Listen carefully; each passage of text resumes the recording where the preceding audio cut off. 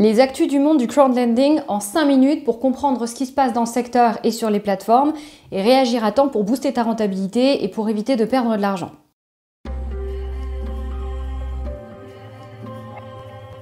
Alors note au passage, le crowdlending me rapporte jusqu'à 12% par an. Si tu veux savoir comment je fais et voir mon portefeuille actualisé régulièrement, je te laisse t'inscrire en bas, il y a un lien dans la description. Bon, comme d'hab, j'aborde uniquement les plateformes sur lesquelles j'investis moi-même. Allez, c'est parti. Un coup de com' raté pour Bondora. Décidément. En l'occurrence, il y a quelques semaines, la plateforme a envoyé un mail à quelques investisseurs pour leur proposer d'augmenter la limite d'investissement sur leur compte GoAndGrow de 700 à 10 000 euros supplémentaires.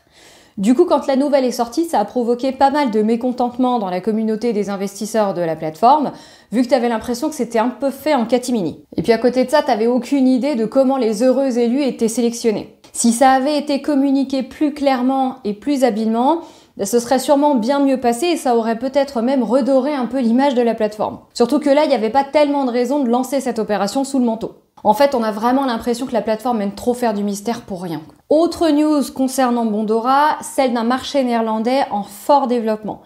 Alors au début de l'année, le marché néerlandais en était encore à ses balbutiements après avoir été lancé, puis freiné, puis relancé. On y allait vraiment à tâtons, ce qui est pas plus mal. Là, ça s'est super développé au point que le portefeuille occupe maintenant le quart du portefeuille total de Bondora, soit la 2e place derrière la Finlande. Alors du coup, on peut se poser la question des taux d'intérêt et de la perspective de rémunération pour nous s'il faut s'attendre à ce que ça change encore. Ce qu'on n'espère pas évidemment, enfin sauf si ça va dans le bon sens. La raison pour laquelle on peut être amené à se poser cette question-là, c'est qu'aux Pays-Bas, les taux d'intérêt sont vachement plus bas que sur les autres marchés. Donc on s'en fichait encore quand ce marché-là représentait une part ridicule sur la plateforme.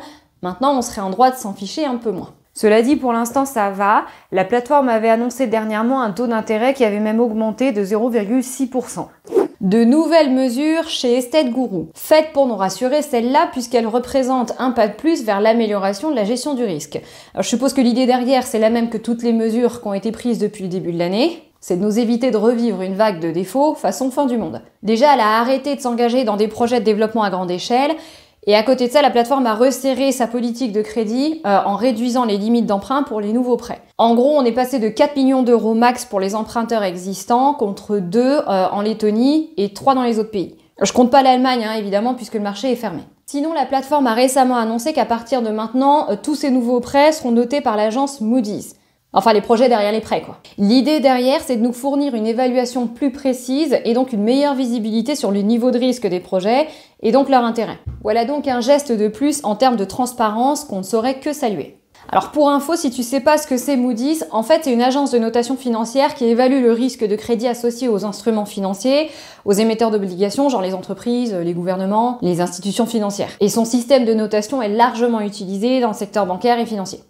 Alors, 2 petites annonces positives chez Mintos. Celle-là, par contre, je vais passer assez vite dessus. La première, c'est que Eleving Group, qui est en phase de reprise de l'initiateur de prêt à problème Express Credit, a annoncé la prise en charge de la garantie pour ce prêteur-là. Enfin, pour les prêts inclus dans les notes. Alors, Express Credit, pour info, c'est une société de crédit qui opère dans 2-3 pays d'Afrique australe. Et tu le sais peut-être déjà, mais c'est une boîte à problèmes sur la plateforme depuis 2020. Et aussi pour info, si tu le sais pas déjà, Eleving Group et Mintos appartiennent tous les deux à la même personne. La deuxième nouvelle, ça te concerne si tu utilises l'application sur ton téléphone. Alors la plateforme s'apprête à la mettre à jour avec de nouvelles fonctionnalités, dont une page de score de diversification, une page pour les paiements en retard et une option de mise à jour pour cela sur Android. Et aussi une étape supplémentaire à l'inscription pour renforcer la sécurité. Mais moi perso, je m'en fiche, j'utilise jamais les applications des plateformes, mais tu me diras ce que t'en penses si c'est ton cas. Chez Peerberry, on a une très bonne nouvelle, atténuée direct par une autre, un peu moins cool. Alors la plateforme passe un énorme jalon et ce avec 6 mois d'avance.